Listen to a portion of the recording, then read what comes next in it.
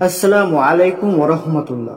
প্রিয় দর্শক বিন্দু, আজকের ভিডিওতে আমরা আলোচনা করব গর্ভবতী নারীরা যদি স্বপ্নে লাউ দেখে তবে ইসলাম অনুযায়ী এর ব্যাখ্যা কি হতে পারে। প্রিয় দর্শক, ইসলামের স্বপ্ন একটি গুরুত্বপূর্ণ বিষয়। অনেক সময় স্বপ্ন আল্লাহর পক্ষ থেকে সুসংবাদ হিসেবে আসে, আবার অনেক সময় এটি আমাদের মন বা শয়তানের প্রভাব হতে পারে। রাসূলুল্লাহ সাল্লাল্লাহু আলাইহি সাল্লাম বলেছেন, স্বপ্ন তিন প্রকারের হয়। ১. আল্লাহর পক্ষ থেকে সুসংবাদ। ২. শয়তানের কুমন্ত্রণা। ৩. মানুষের মনের কল্পনা। তাহলে প্রশ্ন হলো, গর্ভবতী নারী যদি লাউ দেখে স্বপ্নে, সেটি কোন দিক নির্দেশ করে? প্রিয় দর্শক, প্রথমে লাউ সম্পর্কে জেনে নিই। কুরআনে আল্লাহ লাউয়ের উল্লেখ করেছেন হযরত ইউনুস আলাইহিস সালামের কাহিনীতে। আল্লাহ তাকে মাছের পেটে থেকে বাঁচানোর পর লাউ গাছের ছায়া দিয়ে আশ্রয় দিয়েছিলেন। সূরা আস-সাফফাত 146 নম্বর আয়াত। নবী করিম সাল্লাল্লাহু আলাইহি সাল্লাম লাউ খুব পছন্দ করতেন। সাহাবীরা বর্ণনা করেছেন, তিনি যখন লাউ দিয়ে রান্না করা খাবার পেতেন, ভালোবাসা নিয়ে তা খেতেন।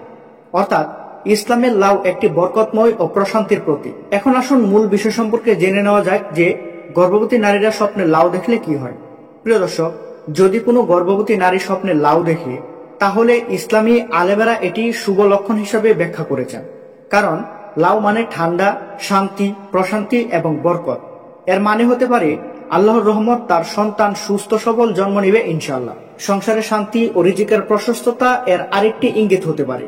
অন্যদিকে যদি লাউ প্রচুর পরিমাণে দেখা যায়, তবে এটি সুখ সমৃদ্ধ ও সুস্থ সন্তানের প্রতীক হিসাবে ধরা হয়। তবে মনে রাখতে হবে, প্রতিটি স্বপ্নের ব্যাখ্যা আলাদা মানুষের উপর নির্ভর করে থাকে। যদি কোনো স্বপ্ন ভালো মনে হয়, তবে আলহামদুলিল্লাহ বলে আল্লাহর কাছে শুকরিয়া আদায় করা উচিত। আর যদি কোনো খারাপ বা ভয়ঙ্কর স্বপ্ন দেখা যায়, তবে 3 বার আউযু বিল্লাহি মিনাশ শাইতানির রাজিম পড়ে বাম দিকে হালকা থুতু ফেলা উচিত এবং সে স্বপ্ন কারো কাছে প্রকাশ না করা ভালো। তো প্রিয় দর্শক বিন্দু, সংক্ষেপে বলা যায়, গর্ভবতী নারী যদি স্বপ্নে লাউ দেখে, তবে এটি সাধারণত কল্যাণ, শান্তি এবং সুস্থ সন্তানের সুসংবাদ বহন করে। স্বপ্ন দেখে ভয় পাবার কিছু নেই। যে স্বপ্নই দেখেন না কেন, আল্লাহ তাআলার কাছে সাহায্য চান।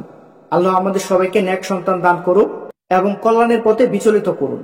ভিডিওটি ভালো লেগে থাকলে লাইক দিন, শেয়ার করুন, আর ইসলামী স্বপ্ন ব্যাখ্যা সম্পর্কে জানতে আমাদের চ্যানেলটি সাবস্ক্রাইব করুন।